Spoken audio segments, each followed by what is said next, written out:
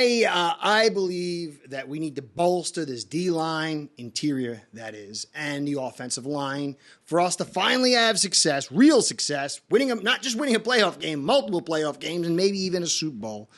But that's my eval. It's my evaluation. That you got to let it play out to see how it goes. But we're seeing Odell Beckham coming into the Dolphins facility today, so they have some interest in him. Who knows? Does that mean they're going to spend a bank on him? I don't know. But they obviously have some interest. We're seeing that.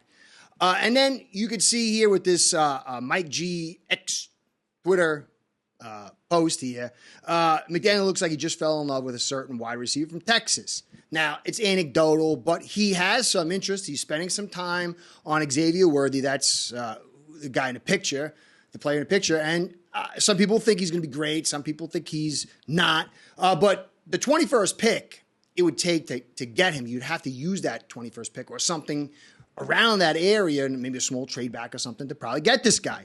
I don't know. But you could see that my belief that the third wide receiver spot isn't huge. It's not an absolute need. We've got 2 first-round picks in Waddle, who's going to be a free agent next year. You got Hill, who you're spending $30 million a year, and you spend a lot of picks to get him. Getting a third wide receiver is, to me, in my evaluation, crazy. I even think Beckham is crazy because it's going to cost you 8 to 10 at least. It's got to. That could be spent someplace else, but that's my evaluation. Chris Grier, whatever you think about him, you might like him, you might not. You might agree with him on some things, not whatever. He's got his own evaluation. He kind of marches to a different drum. I'm going to go over all the playoff teams from last year and kind of look at what they're doing to develop their team. And you're going to see Chris Grier is taking the road less traveled. We don't know if it made all the difference. We'll see. So far, you can have all different reasons why, but we haven't even won a playoff game, so it hasn't been correct yet. But, we'll see. I think Grier is going to be here for 2, 3, maybe more years, no matter what happens. Certainly 2.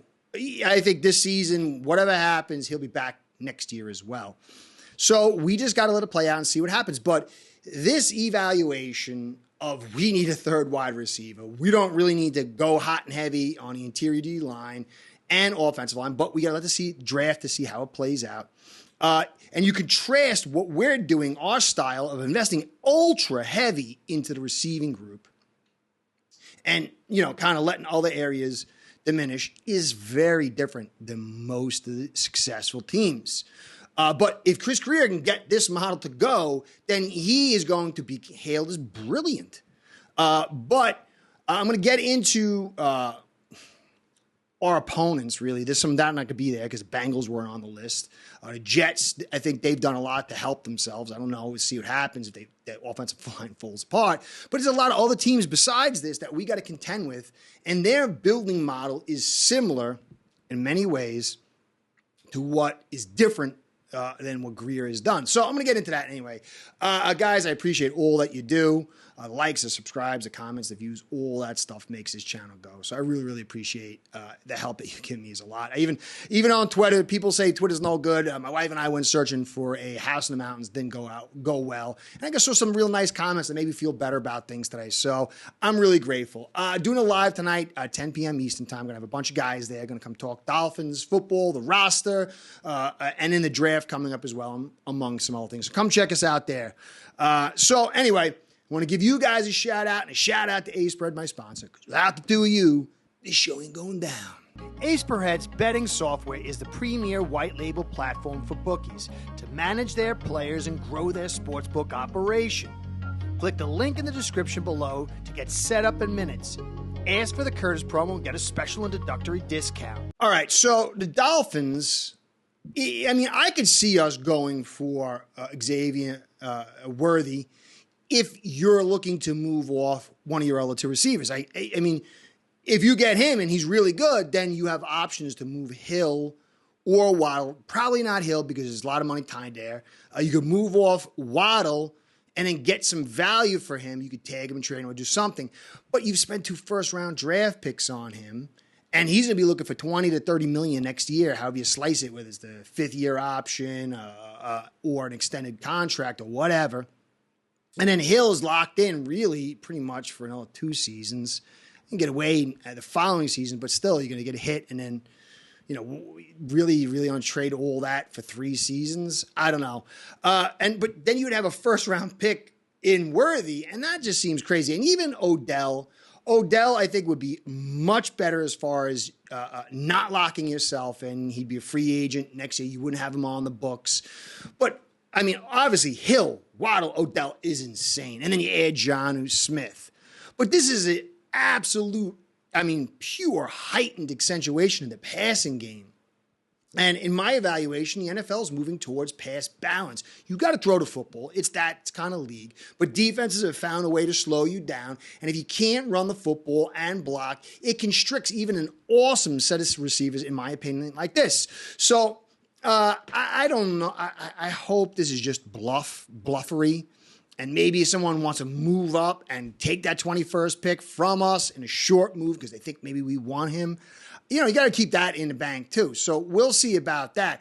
But you look at our offensive line, to me, it's not good. You look at our interior. Yeah, Sealer's good. I like Sealer. But we need a lot more help than that because stopping the run is key. Stopping the run's always been critical in winning playoff games. But now it's even rising back to prominence. It diminished a little bit in the time of throwing heavy football. But, you look at the Ravens who, very important team. They let Odell go. They're not really, obviously, receiver heavy. They got Jackson. I understand that. They're running backs. They focused on their running backs. They got Andrews. They focused on the offensive line. Or they let Morgan Moses go. See what they do in the draft. But they spent a first on Lindbaum. They spent, a big pick on Stanley a few years ago. So this is more of a physical style, focusing on the tight end at a high level and then focusing on the offensive line and the running game. And then, obviously the D-line. But this is a different kind of build. And so you say Ravens do their thing, and it makes sense. But you look at Buffalo, who's in our division, and last year they spent a second on Torrance.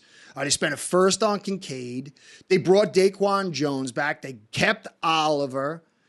They went and got Cook.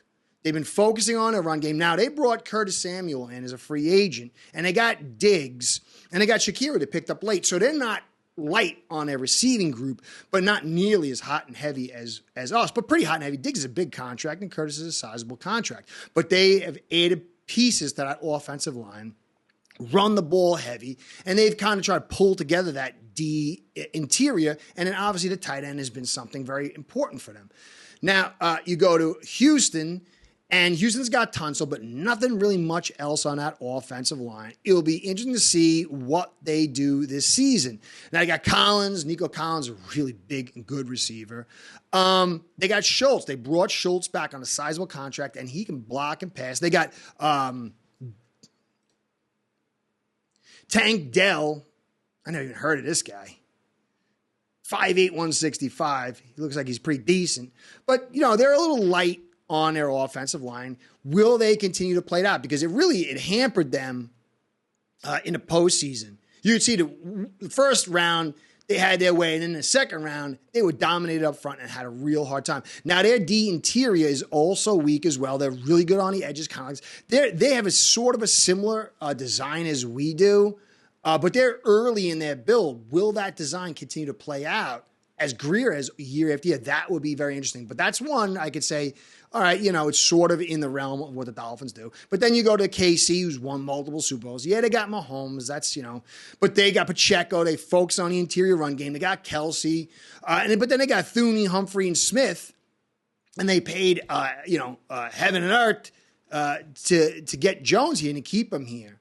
And so they believe in the D tackle spot. They believe in the offensive line. Very bad move to get Taylor for it. He was terrible last year. But it'll be very interesting to see what they do with their draft pick. Are they going to go DI or tackle? And that would, again, put them far away from them. They got Rice, Rashee Rice, Brown, Watson. They're not hot and heavy. Again, Mahomes is a little different because of the movement skills. But that Kelsey is equivalent to a big play wide receiver. But again, it's that interior, the physicality, the tight end, which is different again than the Dolphins build. But Mahomes does, to be fair, make it different. You know, you can do a lot of stuff with Mahomes. Now, Cooper, they got Cooper over the Browns. He's really good. They spent a lot to get him in there. But then they got Njoku, and they got, not as good as an offensive line as they used to, but they brought in Willis Jr., who I think he's going to rebound. Batonio, Teller, Conklin. They got a lot of guys on this offensive line. They believe in the physicality. Chubb, I don't know if he's coming back, but, they believe in the run game. But they've struggled on their DI, and then they brought Harrison, Shelby Harris from the Broncos, who's a good guy. So they invested in that DI spot. And that DI spot, if you remember that when they played us a couple of years ago, and I was 22, you could see how we were able to mitigate the edge rush and run inside on them. And so this is another team that is very different than us, but they're heading into this pass balance, stopping the run, what appears to me to be the new cycle. And then you got Pittsburgh. Pittsburgh, they've always got the edge guys. They also got the interior guys. So that's just, we understand it's a physical division. Ravens run, demands them to have it. So I understand that. But they moved off Deontay Johnson in trade. They kept Pickens. They got Freemuth, who's a really good tight end. Samalo from the Eagles, they brought in last year. They spent the first round pick on Jones last year. Obviously, the run game is important to them. It's going to be very interesting to see what they do with that first round pick. Are they going offensive line? What are they going to grab? But again, you can see this team is kind of just, they've struggled with their consistency, and they've managed to squeak in last year, but it really didn't go well for them. So, you look at the other teams like the Jets, they had to invest heavy on the offensive line. They invested, obviously, with Quinnen Williams on the D-line. They believe in the running backs. Now, they have invested with Mike Williams in the receiving group. Their tight end's okay.